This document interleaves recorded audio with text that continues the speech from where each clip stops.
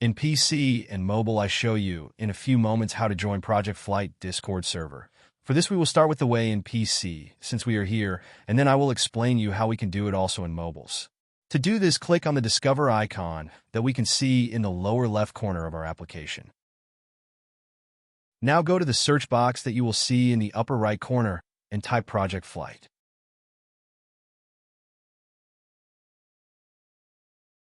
Now click on the server we are looking for, and then click on the Join button at the top of our Discord application.